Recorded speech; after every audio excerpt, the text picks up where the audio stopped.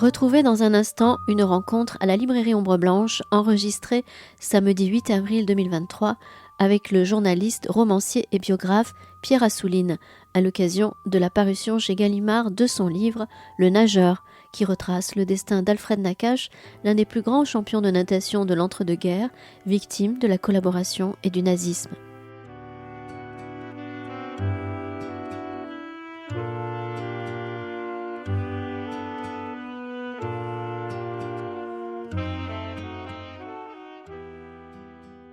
Bonjour à toutes et à tous. Merci à Ombre Blanche d'organiser cette rencontre et c'est toujours un plaisir. C'est tous les 2 ans à peu près à Toulouse. Ah oui, Monsieur environ. Assouline. Oui. Ouais, à peu près. Et à chaque fois, pour des sujets très différents. Je me rappelle d'une rencontre autour du dictionnaire de Proust. On a le dictionnaire Simenon, les Camondo, des sujets très différent. Et là, j'avoue que avoir été très, très, très surpris de voir que le sujet de ce livre, Nakache, alors je le dis tout de suite, je vais parler un peu de moi. J'ai été très surpris parce que je travaille pour le mémorial de la Shoah, en plus de mon boulot de prof. On a une expo sur Nakache et je pensais savoir beaucoup de choses. J'ai eu le bonheur la chance de rencontrer fréquemment Yvette, David, de Nakache, son neveu. Et je pensais savoir déjà énormément de choses. Et grâce à votre livre, j'en ai appris encore beaucoup. Merci, parce que c'était un plaisir. Je suis allé à reculons. Je me suis dit, bon, Nakache. Et finalement, je ne l'ai pas lâché, j'ai appris, puis j'ai énormément apprécié l'écriture et tout. Bon, voilà. Je voulais commencer, non pas, enfin, d'habitude on dit ça à la fin, mais là je voulais le dire au début, et je voulais savoir, quand vous avez rencontré ce personnage, cette personnalité, enfin ce personnage, puisque vous ne l'avez pas rencontré de son vivant, je présume, mais quand avez-vous rencontré ce personnage, et qu'est-ce qui vous a amené à faire un récit sur Alfred Nakache? Alors, bonjour. Euh, S'agissant de ce livre, comme de n'importe lequel de mes livres, je me suis aperçu au bout d'un certain temps, en essayant de démonter les mécanismes, que c'est toujours quelque chose de très ancien qui croise et rencontre quelque chose de très récent. Quand je dis quelque chose, c'est un désir, hein, parce que s'il n'y a pas de désir, il n'y a pas de livre. Pour moi, un livre, l'écriture d'un livre, c'est pas une idée, c'est pas un thème, c'est pas un sujet, c'est un désir. Parce que c'est tellement difficile d'écrire un livre, de mon point de vue, que s'il n'y a pas un très très fort désir, ça ne marche pas. Alors, ce qui est très ancien, c'est que moi, Alfred Nakache, j'en ai entendu parler depuis toujours. Bon, je ne suis pas si âgé que ça, mais enfin, depuis mon enfance, j'en ai entendu parler. Pourquoi? Tout simplement parce que nous avons les mêmes origines.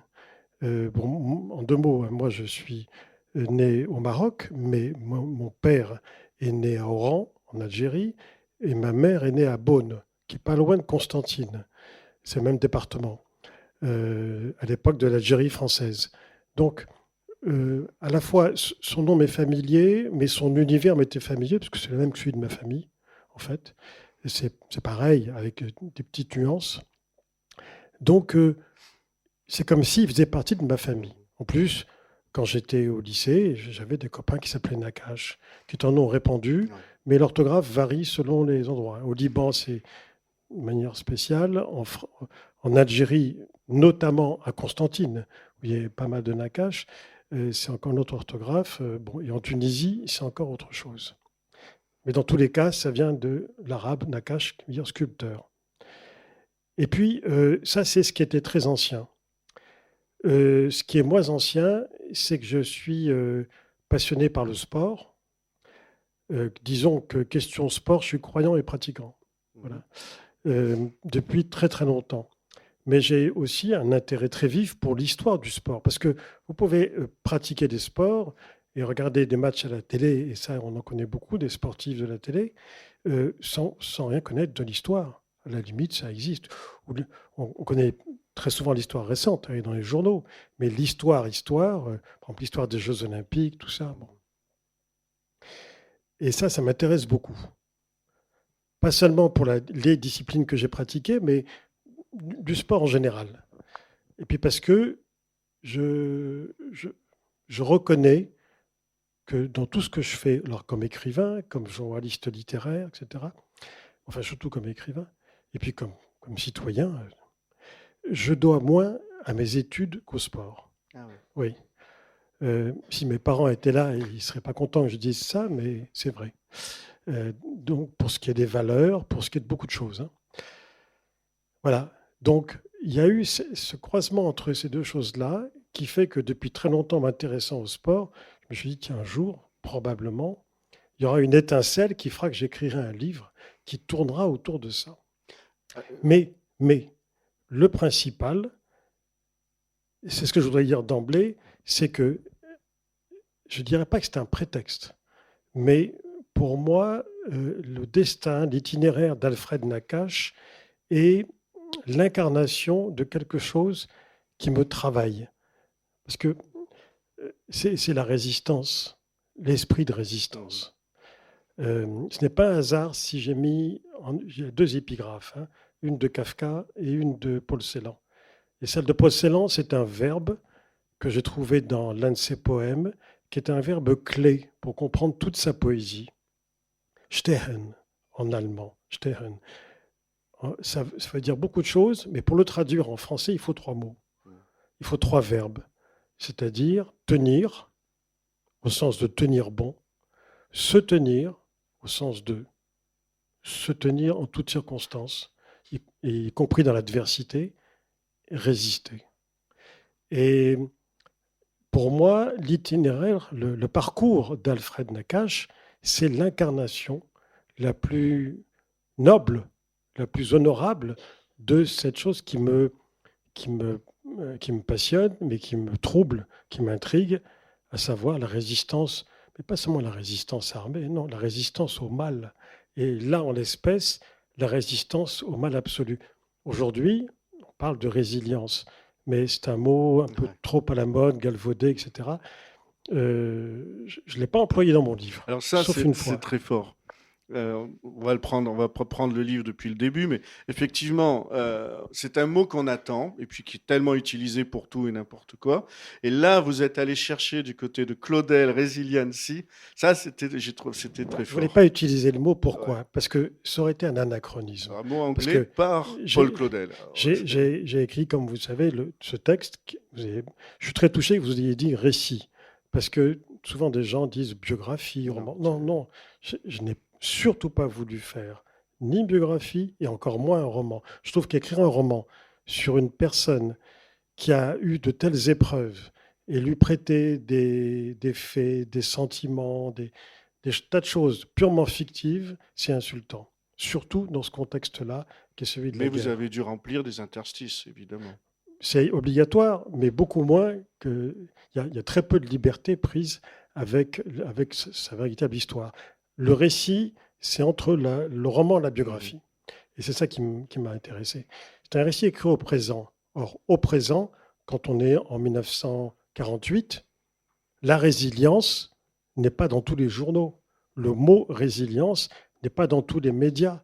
C'est un mot, un concept popularisé par Boris Cyrulnik, qu'on connaît bien ici, mais tardivement, dans les années 70, alors qu'il existe dans la littérature scientifique depuis, disons, les années 50-60, et qui vient de l'anglais. Or, en m'intéressant à tout ça, j'ai trouvé ce mot qui apparaît pour la première fois en France, mais qui est complètement inaperçu, hein, dans un article de Paul Claudel qui revient des États-Unis dans les années 30 et qui dit « c'est formidable, ces Américains sont incroyables. Après la crise de 29, beaucoup se sont jetés par les fenêtres à Wall Street et d'autres non. Et pour qualifier cette façon extraordinaire qu'ont les Américains de rebondir dans la vie, ils utilisent le mot « resiliency ». Et c'est la première fois qu'on en parle en France, grâce à Paul Claudel. J'imaginais pas du tout trouver ça. Hein. C'est ça. Oui, oui, c'est pour ça. C'est partie des belles surprises dans ce livre. Et l'autre côté aussi qui est... Bon, je vais arrêter les éloges, mais c'est vrai que bon, pourquoi pas, pourquoi arrêter? C'est un livre qui est très bien documenté. Vous Ouais, vous avez passé beaucoup de temps dans oui, les... mais Ça va de soi, mais pour moi, quand même. pour moi, c'est naturel parce que j'ai toujours fait ça. C'est-à-dire que bon, les biographies, c'est la moindre des choses. Si une biographie n'est pas documentée, Oui. voilà, toutes mes biographies, il y avait entre 800 et 1000 notes, voilà, et dans les archives, etc. Paradoxalement, pour mes romans aussi, que ce soit Lutetia, Sigmaringen, c'est des livres pour lesquels j'ai fait beaucoup de recherches, ce qui me paraît normal.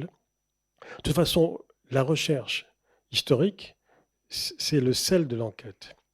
Et moi, c'est ce que j'aime. Ouais. On me demande souvent, vous êtes aidé par une équipe? Je dis non, mais quel intérêt? Moi, ce que j'aime, justement, c'est chercher moi-même. Si je délègue ça, c'est pas la peine. Je ne vais pas attendre chez moi. Je me rappelle d'une conversation là-dessus avec Jean Lacouture. Vous vous rappelez ici tous de Jean Lacouture, Bien sûr. qui était, moi, quand j'ai commencé à écrire des biographies, pour moi, c'était un maître. Et on avait beaucoup discuté. Et on se voyait de temps en temps. Et un jour, je lui dis, mais comment vous faites vos recherches? Il me dit, ah non, je ne fais pas ça moi-même. Je dis, ah bon? Je dis, vous n'allez pas aux archives? Il me dit, vous plaisantez, c'est beaucoup trop impressionnant.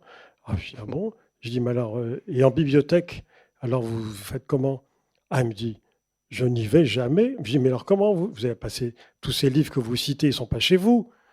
Ah, il me dit non, j'envoie une équipe d'étudiantes. Mais il dit étudiante d'ailleurs, pas étudiant. Hein. Ah mais ouais. bon, ça m'avait frappé. Ouais. D'ailleurs. Mais bon, il me dit j'envoie une équipe d'étudiantes, que je rémunère évidemment, et et au bout de plusieurs mois, elle me ramène 1 millier de fiches qui sont des synthèses sur 1 millier de livres autour de De Gaulle. Et il synthétise. Et après, ce je qui est dis, ben, moi, je dis, ça ne m'intéresse pas du tout. Mhm. Et il trouvait... Mais bon, Non, mais- c'était deux façons, moi je l'aimais beaucoup, hein. C'était deux façons complètement Ouais. différentes d'agir. Et- Mais et là aussi, effectivement, là, si il n'y avait pas eu de l'enquête, quand je dis enquête, c'est rencontrer des gens. Ouais.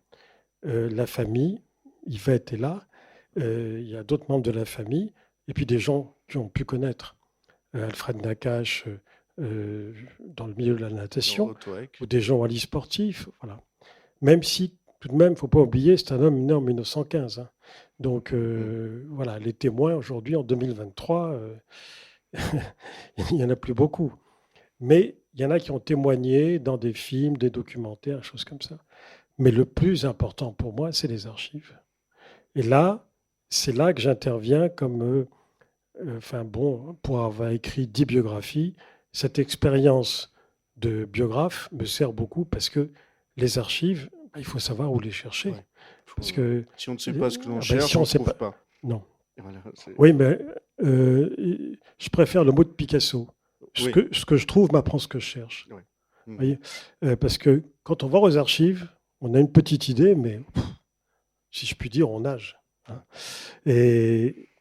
Mais progressivement, vous savez, pour les archives, quand j'ai enquêté pour l'hôtel Lutetia, sur le dernier chapitre qui est le plus important, sur le Lutetia au moment du retour des déportés, bon, j'ai été aux archives nationales, j'ai commencé à chercher, je ne trouvais pas. Puis, il y a eu, au bout de 2 ou 3 mois de recherche, dans des tas de papiers qui concernaient les grands hôtels sous l'occupation, qui étaient très intéressants. Mais moi, ce qui m'a intéressé, devant, il y a de la place, hein, mesdames. Hein, venez, venez. Oui, venez. Venez, c'est mieux devant. Et Voilà. C'est pas Et- filmé, vous êtes tranquille. je vous en prie, madame. Mais il fait chaud, hein, je vous dis. Enfin, oui, bon.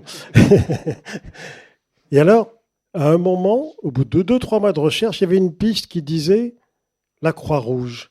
Je me dis, la Croix-Rouge, mais pourquoi la Croix-Rouge? Et là, je découvre que la Croix-Rouge a administré complètement, de avril à septembre 1945, l'hôtel Lutetia, pour des raisons sanitaires, etc. Voilà, on les avait installés, ils dirigeaient l'hôtel en fait. Et donc j'ai demandé au conservateur, mais à votre avis, est-ce qu'il y a des archives de la Croix-Rouge spécifiques de cette période, etc. Puis on a cherché un petit peu dans les inventaires, et je suis tombé sur plusieurs cartons. Il y avait tout. Tout. Alors pour Nakache, on est en période, votre chemin, votre parcours au sein des archives. Alors là, ça a été décisif à deux moments. Je parle bien des archives, hein, parce que à part ça, il y a tout ce qui est articles de presse. Ouais. Très important. Certains étaient conservés par la famille. Yvette en a conservé, mais Jonathan Arfi, c'est votre neveu, hein? Oui, oui, oui. En a conservé. Il y avait, enfin, plusieurs membres de la famille ont conservé des choses. Et puis, ça ne me suffisait pas. Donc sur Gallica, qui est le truc de recherche de la BNF, il y a tous les articles sportifs, ça c'est formidable. Mais les archives, il y a eu deux moments où il y a eu un déclic. Le premier, c'est au mémorial de la Shoah à Paris, où il y a un centre d'archives. 50 millions d'archives. Oui, qui est énorme. Et où j'ai toujours travaillé depuis que je fais des livres. Hein. Voilà. Et les archivistes sont très compétentes. Et là, on m'a trouvé des choses sur ce que je cherchais exactement. C'était le voyage de Drancy à Auschwitz. Deux, là, il y avait des choses, oui. Et deux, la vie à Monowitz, qui est l'un des 3 camps d'Auschwitz-Birkenau. C'est là où était Alfred Nakache. Et la marche de la mort, et puis le transfert à Buchenwald, et puis ensuite le retour en France. Bon, je voulais documenter ça, j'ai trouvé des choses. Mais là où ça a été décisif, c'est ici, à Toulouse, aux archives départementales de la Haute-Garonne, où j'étais très aidé par les archivistes. J'ai eu la chance de tomber la veille du jour où une conservatrice, Chantal Pagès, je crois, partait à la retraite. C'est ça, hein, oui. Et alors, elle m'a aidé, très, très gentiment, et elle savait exactement ce que je cherchais, en fait. Et ça a été formidable, parce que là-bas, j'ai été aidé par tout le monde, hein, y compris par des chercheurs qui passaient par là, Jérôme Blachon.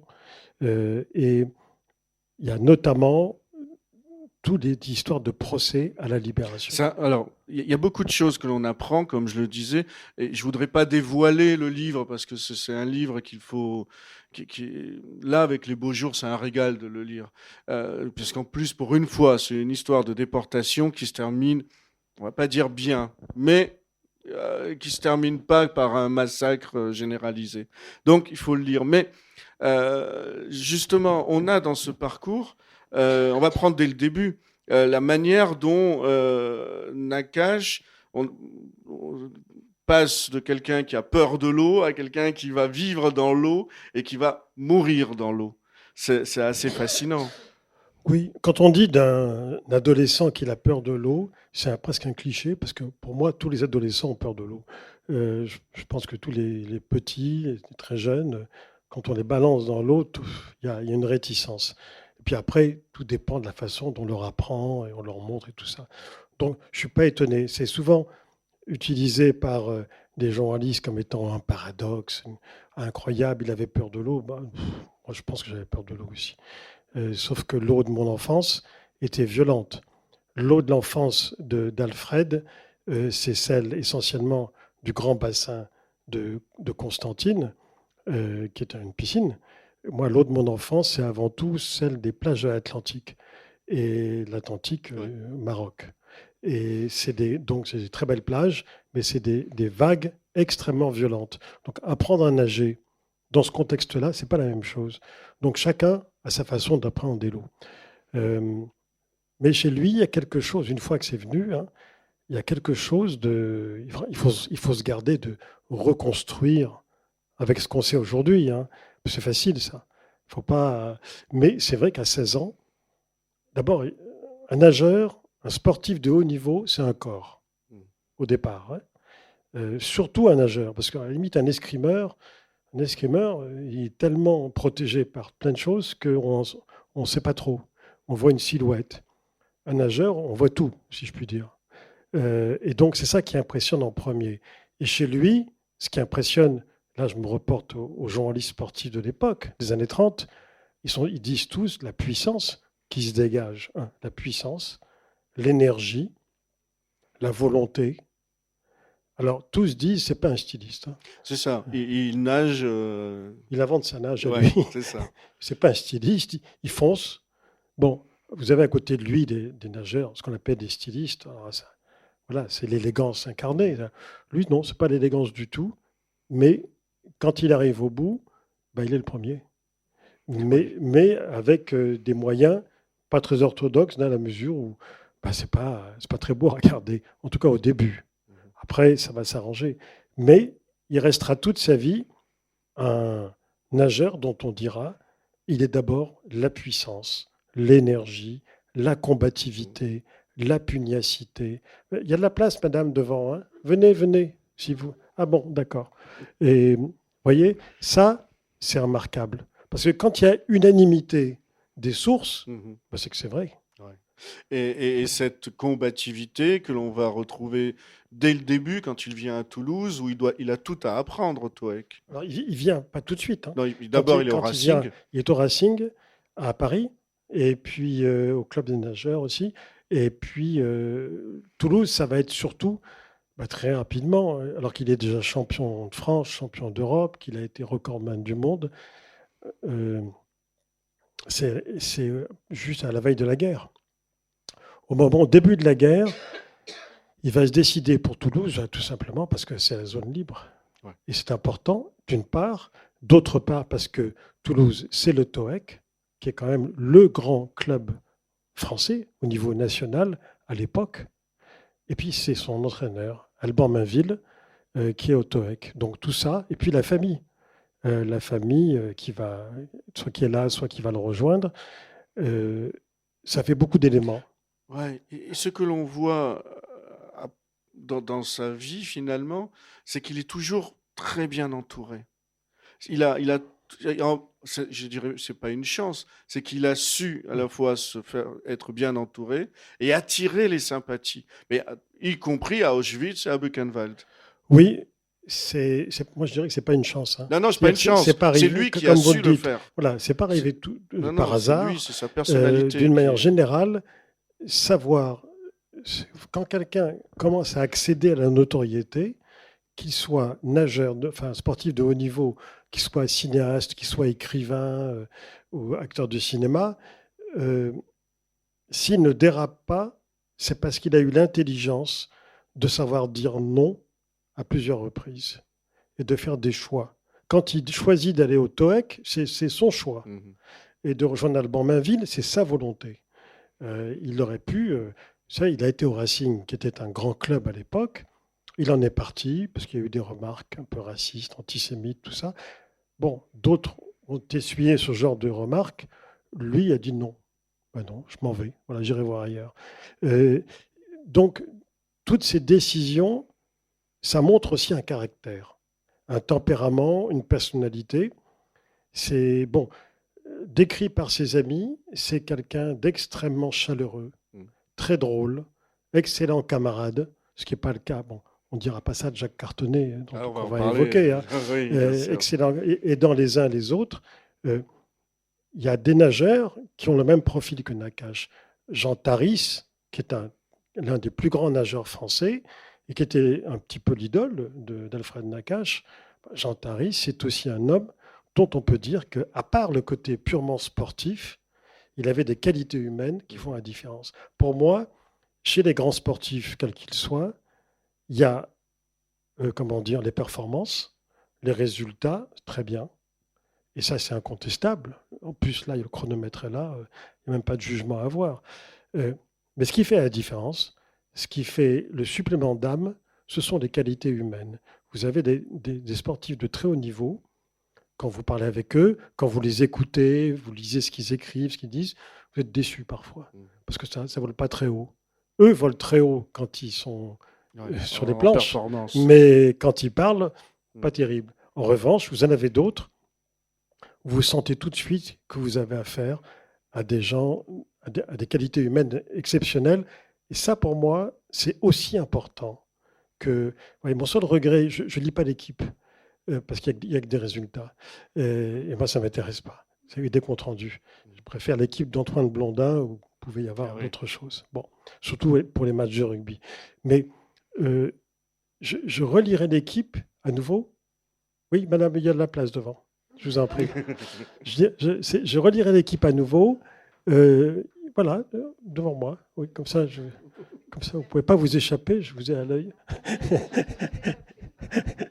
Et si l'équipe renoue avec cet esprit d'autrefois, où il y avait les résultats, il en faut, les comptes rendus, bien sûr, mais aussi autre chose qui permettent d'aller plus loin, d'aller... moi, quand je parle de ça avec mon camarade Bernard Pivot, qui lit l'équipe tous les matins, comme si, je dis, tu te mets devant comme si c'était la Bible et tu te prosternes, et il me dit non, mais lui, c'est depuis toujours. Hein, c'est ça, voilà. Je l'ai déjà vu en voyage, se lever à 7 heures du matin, non pas pour les croissants, mais pour chercher l'équipe, y compris à l'étranger. En Serbie. Alors, je dis là, en Serbie, hein, l'équipe, comme il ne lit pas en ligne, il n'est pas très connecté, mais il est assez d'accord avec moi. Mais lui, il n'empêche qu'il est mordu. Moi, je ne suis pas... Voilà, les résultats, on les connaît, en plus avec Internet, et puis même les comptes rendus. Donc, c'est... Voilà, ce que j'aime, c'est supplément d'âme chez les sportifs, mais il est rare, parce que les interviews des sportifs, Mais chez Alfred Nakache, il y a ce supplément d'âme, mais ce supplément sensible. J'ai l'impression qu'il attire les sympathies, que les gens veulent l'aider aussi. Alors, il y a de ça, parce qu'effectivement, il a été aidé. Oui. Il a été aidé C'est-à-dire que s'il a... C'est des choses qu'on apprend dans ce livre. S'il a pu survivre à Auschwitz comme à Buchenwald, c'est aussi parce qu'il a été en quelque sorte préservé, en quelque sorte, parce que la durée de vie à Auschwitz était de 2 heures. Donc à partir du moment où il échappe, c'est un peu le sort tragique de sa femme et de sa fille, et à partir du moment où il échappe à la sélection, là la durée, elle n'est pas non plus très élevée. Mais il a attiré finalement à la fois sympathie et un regard mauvais des nazis. Alors c'est vrai, mais en même temps, ça dépend des époques. Quand il est dans les années 30, c'est un jeune juif d'Algérie. Il y a beaucoup de racisme à l'époque, hein, à commencer par en Algérie. Il y a un antisémitisme chez des pieds noirs, chez les Européens d'Algérie. Il y a un parti colonialiste, il y a un lobby colonialiste qui est, raciste, anti-arabe, évidemment, c'est très courant, mais pas seulement. Et je veux dire qu'il faut pouvoir affronter ça. Ce qui me frappe, c'est que Alfred, moi je l'appelle Alfred, hein, parce que voilà, c'est une familiarité. Ce qui me frappe, c'est que dès le départ, il y a son sourire, sa gentillesse. Et les photos sont extraordinaires. Qui font que, voilà, je crois que c'est le bon copain. C'est pas seulement le bon copain, c'est un des rares dont l'entraîneur peut dire, lui, quand je lui dis entraîne-toi, il s'entraîne. Et quand il s'entraîne, c'est 8 heures par jour. Alors que les autres, il faut les traîner. Au bout de 4 heures, au bout de 5 heures, ils disent ça suffit, voilà, on a compris. Lui, c'est le bon élève sur ce plan-là. Il fait tout ce qu'on lui dit de faire parce que il a confiance. Et en ce sens-là, il est très aimé. Et puis, c'est celui qui met de l'ambiance, la bonne humeur en permanence. Il raconte des blagues. Ça compte beaucoup. Mais après, c'est autre chose. Ah oui, bon. Alors, après, il y a deux autres périodes. Il y a d'une part l'occupation à Toulouse. Alors, l'occupation à Toulouse, quand il s'installe à Toulouse, c'est une célébrité. Il est champion, il a été aux Jeux Olympiques de Berlin. Bon, ça suffit, quoi. C'est un athlète olympique. Donc, évidemment, tout le monde le connaît. Dans toute la France, et à Toulouse aussi. Il faut rappeler quand même, hein, cette époque-là, c'est une époque où il n'y a pas de télé. Hein. Donc, quand il y a un championnat dans un bassin, une piscine, c'est archi complet. C'est-à-dire qu'il y a beaucoup de monde qui se déplace le soir pour aller voir des champions s'affronter. Beaucoup de monde. C'est très, très populaire. Alors évidemment, football, rugby, mais natation, beaucoup de monde. Ce qui est intéressant, c'est qu'il il va être protégé sous l'occupation à Toulouse par 3 personnes. D'abord, il y a, évidemment, son entraîneur, ça va de soi, mais il y a le président de la Fédération française de natation, Drigny, qui en fait la mascotte, un petit peu de la fédération, qui le protège jusqu'en 1943. Oui. Il y a également l'évêque de Toulouse. L'archevêque. L'archevêque, pardon. Saliège, ouais. Monseigneur Saliège, qui est l'équivalent de Monseigneur Théas. Chacun a fait sa lettre pastorale, ça a fait beaucoup de bruit, et il est un peu sous sa protection. Et puis il y a surtout le ministre des Sports, le commissaire au sport, Jean Borotra, qui est tout de même un pétainiste fidèle au maréchal jusqu'à sa mort. Donc on peut pas... Jean Borotra, dès le début, protège Alfred Nakache. Et là, c'est ça aussi qui fait que j'ai trouvé ça passionnant à raconter. Moi, alors que j'ai beaucoup écrit sur l'occupation pour plein de sujets, c'est que vous avez là un ministre du maréchal Pétain de 40 à 42 qui prend sous son aile, c'est le cas, un sportif juif d'Algérie qui ne cache rien de ses origines, et il en fait officiellement la mascotte du sport français. Alors qu'au même moment, depuis octobre 40, et ensuite quelques mois après, il y a 2 statuts des Juifs qui disent les Juifs n'ont pas le droit de souiller les piscines françaises. Et là, vous vous dites, il y a quand même comme une contradiction.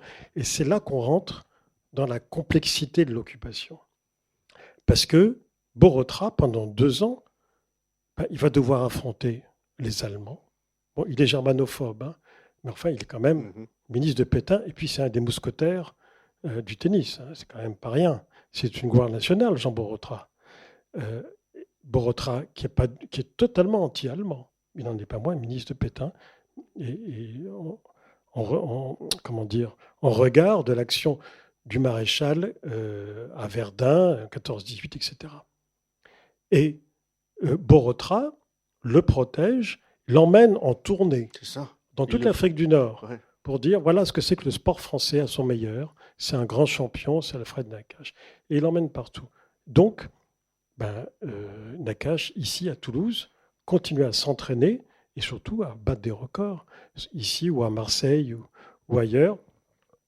L'acmé de ce paradoxe d'une complexité inouïe, parce qu'il faut quand même imaginer toute la presse collabo à Paris ne cesse de 40 à 43 d'insulter Borotra en disant mais pourquoi vous protégez ce type ?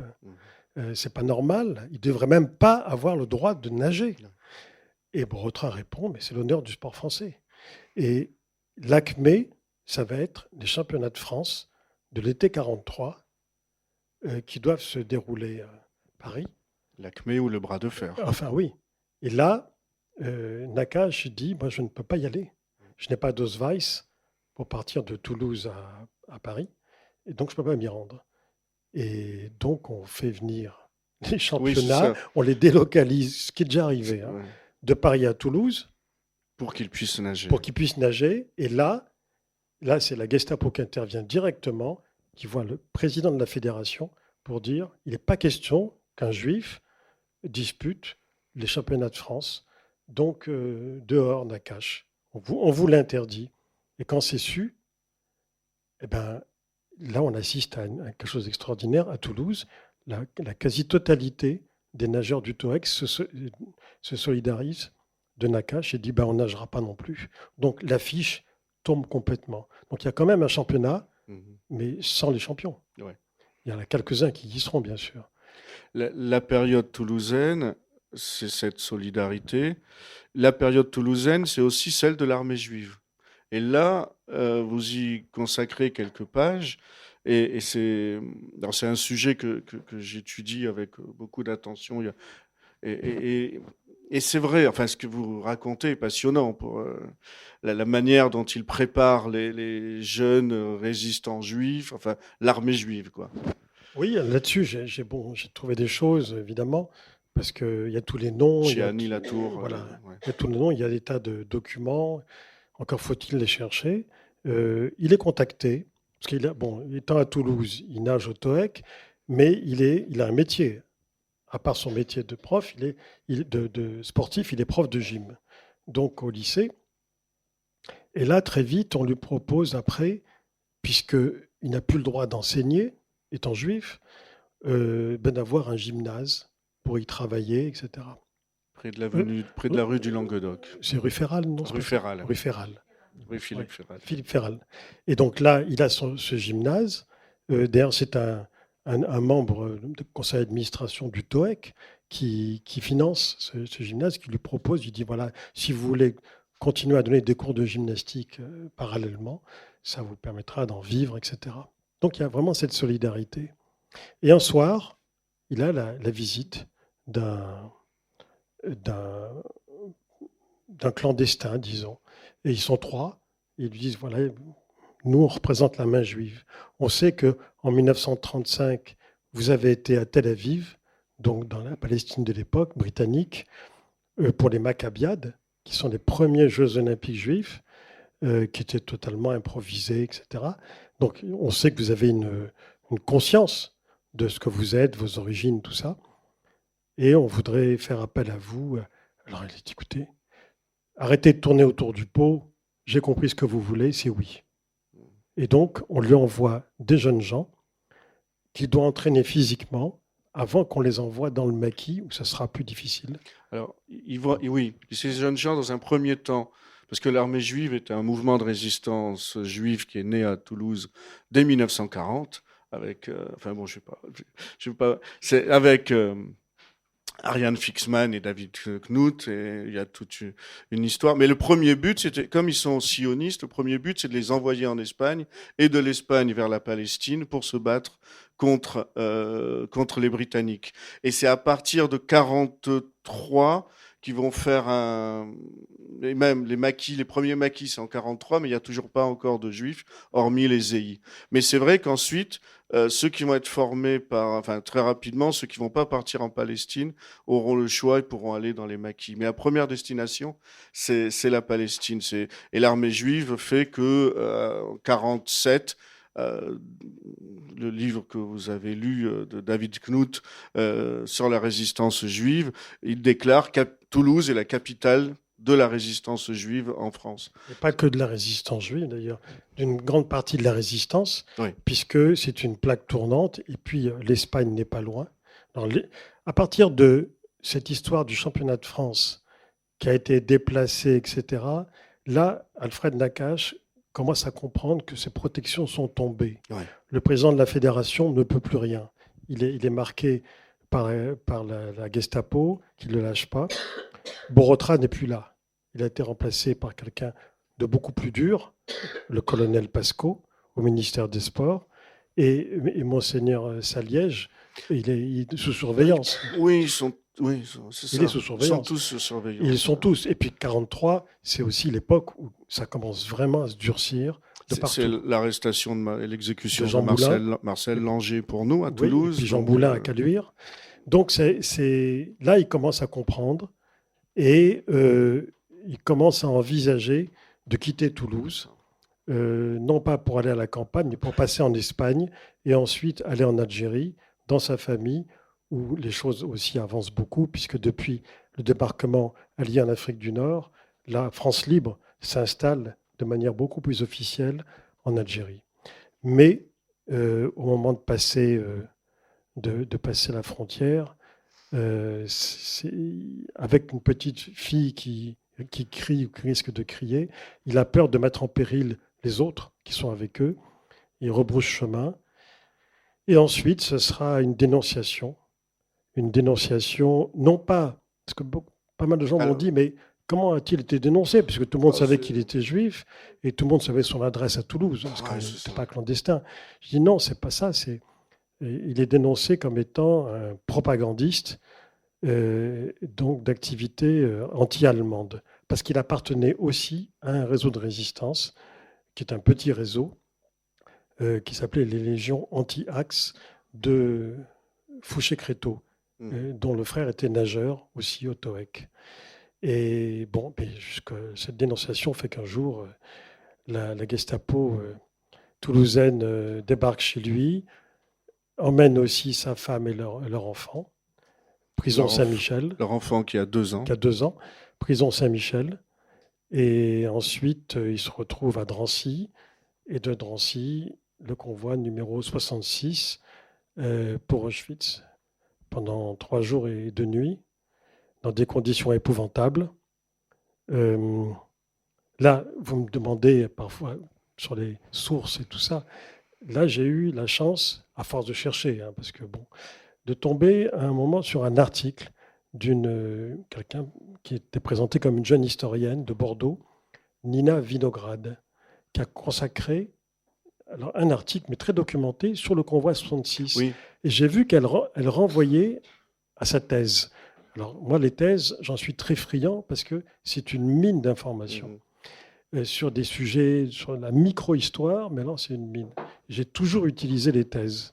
Et donc là, je vais chercher cette thèse que je ne trouve pas. Elle n'est pas consultable comme je l'aurais espéré. Mais j'ai retrouvé cette personne, je lui ai écrit, elle me l'a envoyée. C'est une thèse consacrée au convoi numéro 66 qui a quitté Drancy pour Auschwitz tout début 1944. Et pourquoi elle a fait cette thèse sur ce convoi? Parce que dans ce convoi où il y a Alfred et sa femme et leur fille, il y a la grand-mère de cette étudiante, doctorante, Nina Vinograd, qui était et donc, cette thèse est extraordinaire pour moi, parce que je voulais reconstituer le plus finement possible le voyage. Et tout est raconté, parce qu'elle a eu énormément de choses. Et notamment, il y a tous les noms. Pour moi, c'est très important de mettre les vrais noms. Notamment, j'ai découvert d'ailleurs qu'il y avait dans ce convoi le père d'Elisabeth Borne. Ah oui. Puisque les frères Borne, il y avait lui et son frère. Bornstein. Oui, mais qui s'appelait Borne là, parce que je pense que c'est un nom de résistant, d'après ce que j'ai compris. En tout cas, ils sont listés comme étant Borne. Et à Auschwitz, ils étaient Borne déjà. D'accord. Mais ils ont pu être déportés et comme juifs et comme résistants, ce qui est le cas aussi d'Alfred Nakache. Alors, on parle de dénonciation. On ne sait pas exactement qui c'est, mais le nom qui revient, c'est Jacques Cartonnet. Entre autres. Oui. Il y en a d'autres. Mais c'est vrai que sur la durée, c'est lui. Parce que... Pardon. Et là, on retrouve l'art du romancier dans ce récit. C'est que la figure de Jacques Cartonnet revient un peu comme une sorte de Méphistophélès à plusieurs moments dans ce récit. Et jusqu'à la fin, il est là. Alors, on a beaucoup parlé des amitiés d'Alfred Nakache, qui avait beaucoup d'amis, qui étaient très aimés. Il y avait aussi des inimitiés. Et les inimitiés sont très souvent des nageurs avec lesquels il est en compétition. Car autant en dehors du bassin, tout va bien, mais dans le bassin, il ne fait de cadeau à personne. Sauf dans le relais, où dans le relais, on est tous frères. Mais là, ou sinon... et donc, il y a des inimitiés terribles. Parmi elles, la principale, c'est Jacques Cartonnet, parce que ce qu'on appelle le papillon aujourd'hui s'appelle le papillon depuis pas très longtemps, depuis les années 60. C'est une discipline olympique depuis les années 60. Ça a été la brasse, mais cette brasse a été réinventée par un Russe, par un Allemand, et en France, par Alfred Nakache, pour devenir cette brasse papillon que tout le monde connaît, mais qui s'est scindée en deux dans les années 60. À l'époque, on pouvait faire soit une compétition en brasse, mais ou la faire, si on voulait, en papillon. Vous savez, c'était une époque où très souvent des compétitions, il n'y avait pas de bonnet, il n'y avait pas de... Enfin, il n'y avait rien du tout. Il y avait juste un slip de bain, c'est tout. Hein. Non, ah oui, tricoté. Tricoté, bon alors... Mais imaginez, les nageurs étaient poilus, étaient velus, ne pensaient pas à se raser absolument partout. C'est une autre époque. Quand on regarde aujourd'hui, c'est des fusées. On dit c'est des hommes bioniques. Ils sont affûtés. Et encore, on a supprimé les Bermudas qui permettaient d'aller beaucoup plus vite. Bref, c'est une autre époque. Mais ça, je trouve qu'il y a une spontanéité, il y a un naturel dans l'époque d'avant qui n'existe plus aujourd'hui, mais peu importe. Cartonnet, j'ai insisté là-dessus, sur leur rivalité, parce qu'ils étaient vraiment rivaux. Cartonnet a été champion de France. C'est un très, très grand nageur, Jacques Cartonnet. C'est un très grand sportif. Donc, qu'il ait été, comment dire, en permanente rivalité, c'est évident. Ce qui est intéressant, c'est qu'il est l'exact négatif. C'est ça. C'est-à-dire que physiquement, déjà, Cartonnet, il est grand, il est mince, c'est un type magnifique, blond, blanc. Nakache, c'est le contraire. Enfin, c'est l'opposé, l'inverse. Cartonnet, c'est un type assez méprisant pour la plupart des gens, très condescendant. C'est-à-dire qu'il va très peu aux entraînements. Et quand on lui demande mais pourquoi, il dit je ne vais quand même pas m'entraîner avec la piétaille, quoi. Voilà, donc les nageurs très souvent sont assez vexés par lui, par son comportement, qui est tout sauf sportif. Mais c'est vrai qu'il est extrêmement doué. Bon, très souvent, au lieu d'entraînement, il fait la fête. C'est un grand fêtard, voilà. Il n'a pas l'hygiène de vie qu'ont d'autres sportifs. Et puis à part ça, Oui. politiquement, là aussi, ils sont aux antipodes. Parce que Cartonnet, dès la fin des années 30, se rapproche du PPF de Doriot, donc un mouvement fasciste. Et puis, sous l'occupation, il rentre dans la milice. Il a l'uniforme de la milice, etc. Et il participe à des actions de la milice, ce qui est quand même très marqué. Ce n'est pas juste l'adhésion à un parti politique, c'est l'activisme.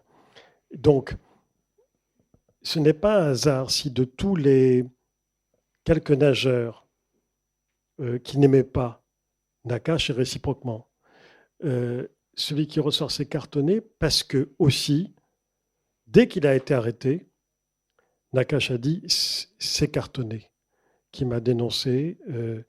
Et à Buchenwald, quand il va arriver à Buchenwald, Fouché-Créteau lui dit tu vois, là, c'est un cahier et chacun raconte ce qu'il veut. Ses espoirs pour l'avenir, s'il s'en sort, etc. Et là, Nakache dit si je suis là, c'est à cause de Cartonnet. Et puis si vous regardez le procès Cartonnet, je vous rappelle quand même qu'il a été condamné par la cour de Haute-Garonne, condamné à mort par contumace. Et ça a été confirmé. Il n'est jamais réapparu en France.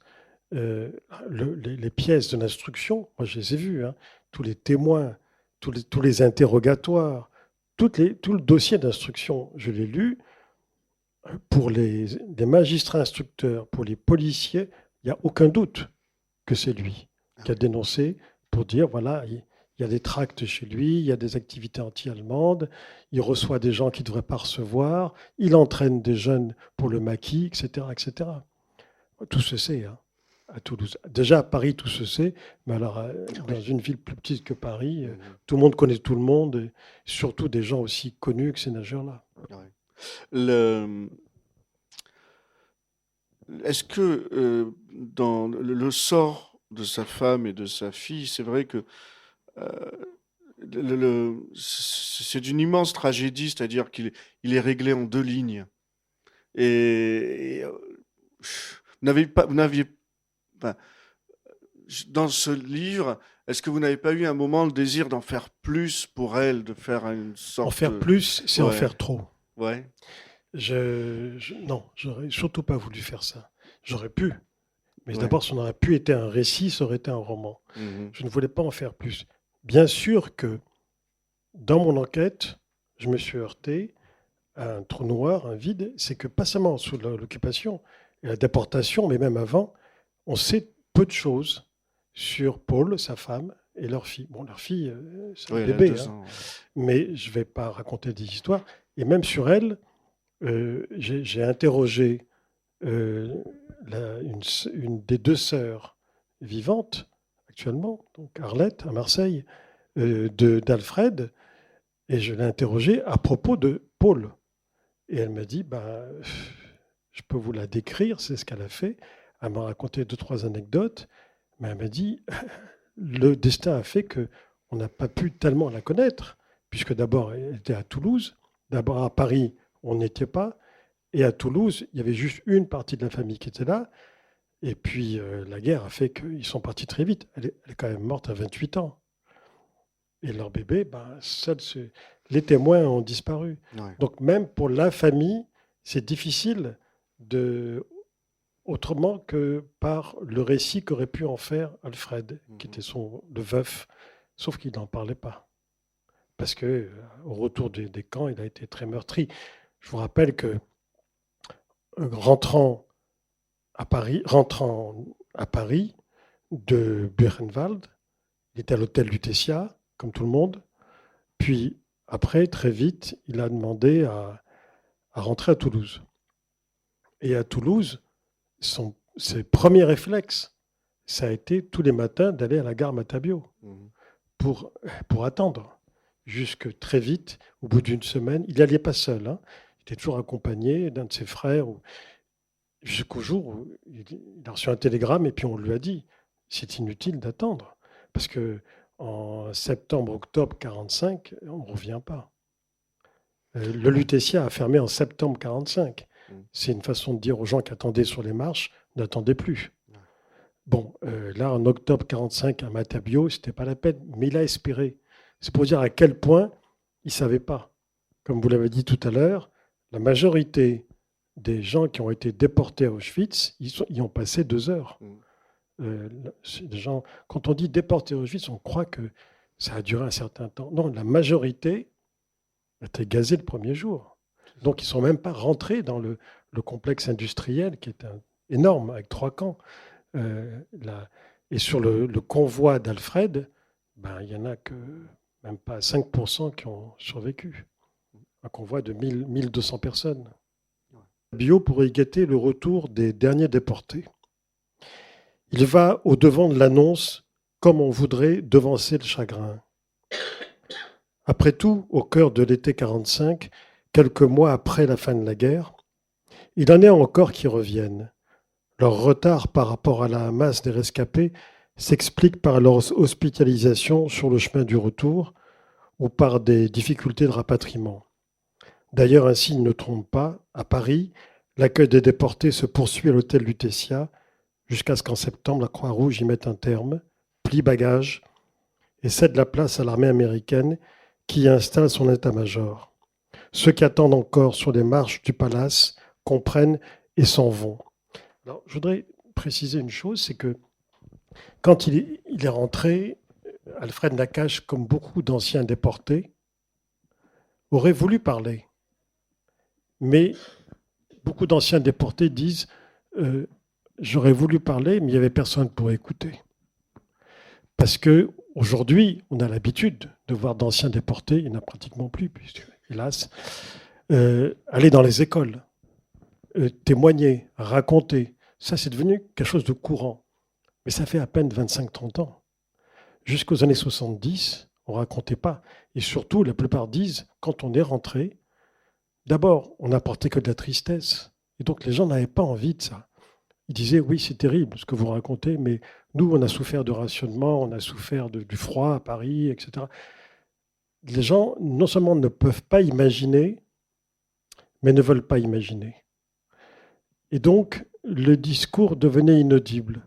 Et donc, beaucoup de revenants se sont tus. Alfred lui-même, Alfred Nakache, dont on sait qu'il est très pudique, a cédé à une demande dès 1945 d'amis toulousains qui l'ont dit « il faut que tu racontes ». Et donc, il a accepté de faire une conférence dans un cinéma, je ne sais pas s'il existe encore, Les Variétés.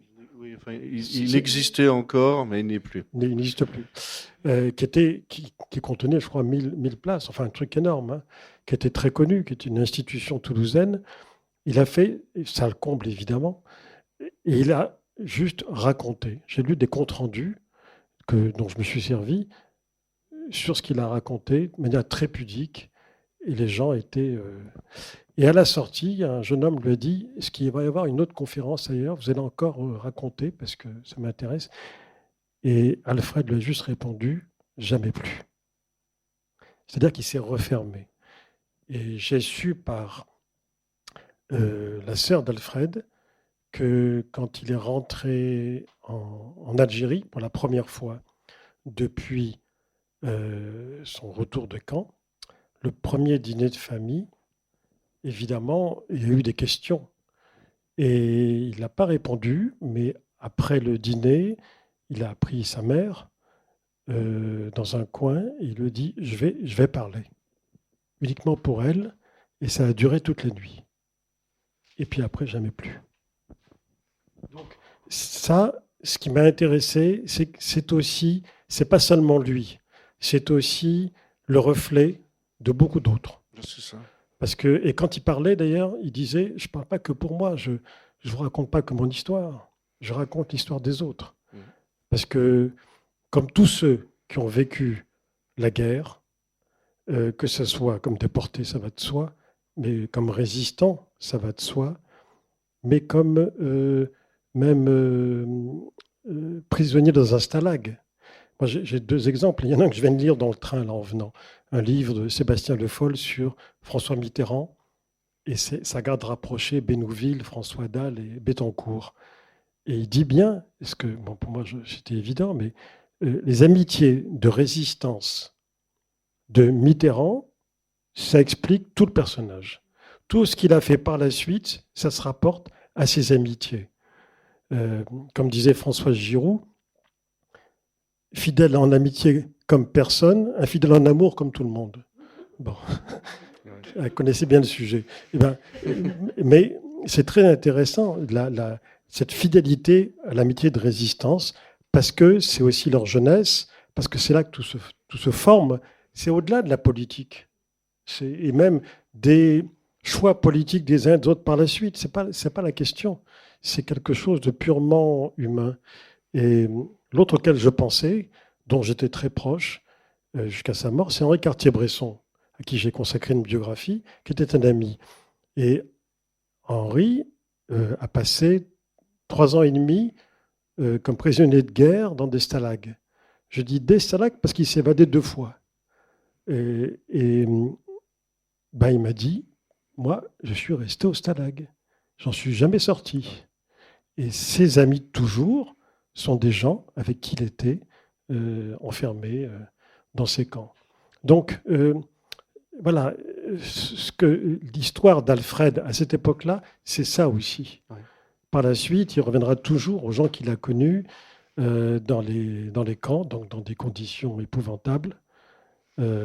C'est ça qui est parfaitement réussi dans ce récit, c'est qu'on a à la fois un tableau de ce qu'était le sport entre les Jeux de Berlin et les Jeux de Londres en 1948 quasiment, et un tableau aussi du juif en France venu de Constantine, avec cette histoire entre les 2 rives de la Méditerranée.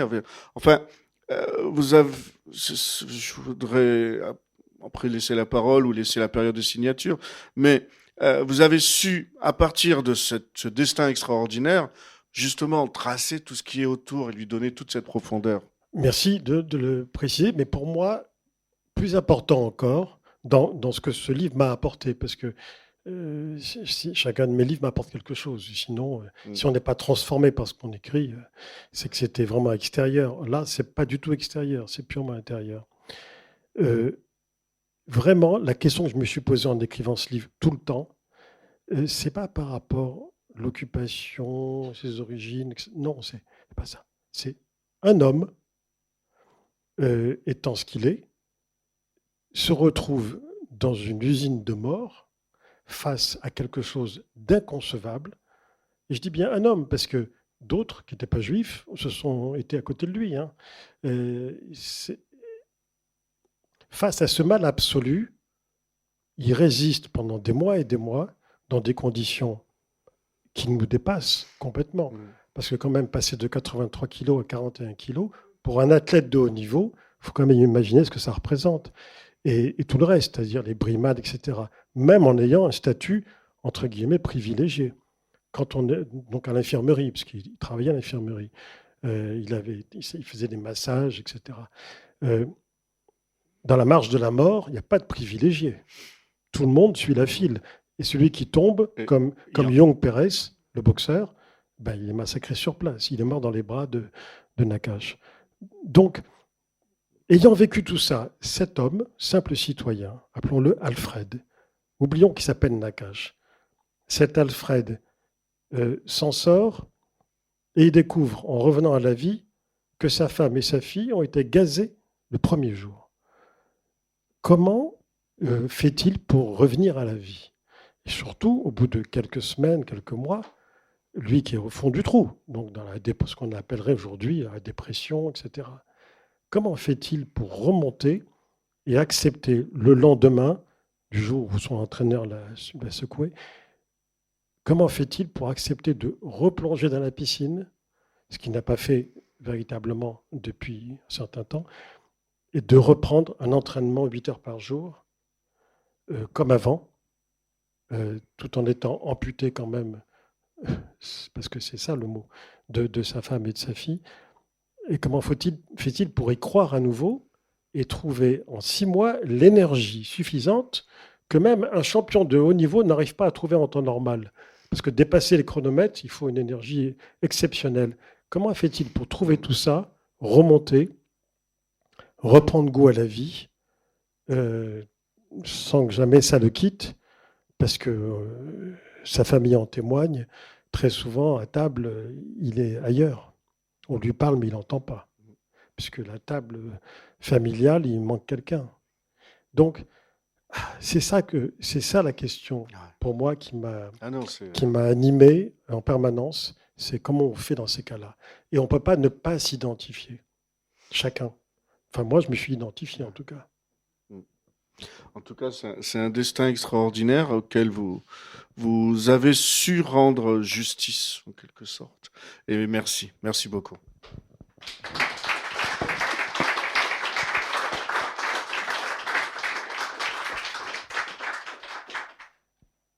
Donc, si vous avez des signatures, c'est le moment. Ah, une question, Yvette. Ou une remarque. Yvette Benayoun, Nakache. Merci, Maurice. Bonsoir à toutes et tous. Non, je ne vais pas prendre la parole pour la prendre, mais vraiment remercier M. Pierre Assouline pour le travail de recherche qu'il a fait. Moi-même étant la nièce d'Alfred Nakache, mon père était son frère avec un autre frère, Roger, qui était engagé d'ailleurs dans les forces françaises libres à l'époque, qui ont combattu pour la France. Donc ce récit, c'est vraiment un récit, il n'y a aucune photo, tout est dans le texte. Pour la recherche, le travail qu'il fait déjà depuis longtemps, un travail remarquable où j'ai moi-même appris, parce que moi j'ai connu mon oncle, adolescente et jeune femme. Voilà. Et mes parents m'ont raconté tout ce que vous relatez aussi bien. Et vous dites que vous aimez le sport, on est une famille de sportifs. Et juste pour faire un clin d'œil, Alfred Nakache, les vieux Toulousains le savent aussi, a été à un certain moment de sa vie kinésithérapeute du Toulouse Football Club. Et alors aujourd'hui, comme tout le Capitole est donc pavoisé aux couleurs du... J'ai trouvé qu'il y avait un clin d'œil aujourd'hui, voilà, que il adorait ce club, il était kiné, voilà, parce qu'il faisait des tas de choses, et voilà, et que ça se passe aujourd'hui comme cela. Vous qui aimez le sport aussi, Monsieur Assouline, voilà, vous remerciez, puis pour tout le talent que vous avez, vous êtes vraiment un précieux écrivain, et je vous remercie vraiment pour tout le travail de recherche que vous avez fait, et dire aussi que fier. Mais c'est vrai que Alfred Nakache était quand même un homme exceptionnel et il a trouvé la force de renager parce qu'il adorait le sport. En fait, le sport a toujours été un vecteur social, émancipateur, de courage, de dépassement de soi-même. Voilà, ce que je voulais rien rajouter, mais juste apporter ce petit point.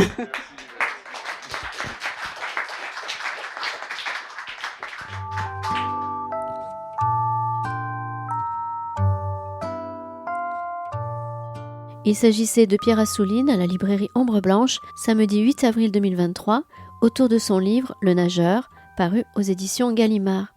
Pierre Assouline a fait paraître de très nombreux ouvrages biographiques consacrés à Marcel Dassault, Georges Simenon, Albert Londres, Gaston Gallimard, entre autres, des ouvrages historiques aussi et fictionnels, ainsi que des livres d'entretien. La rencontre que vous venez d'écouter a été réalisée et mise en onde par Radio Radio en partenariat avec Radio Radio Plus et Radio Terre.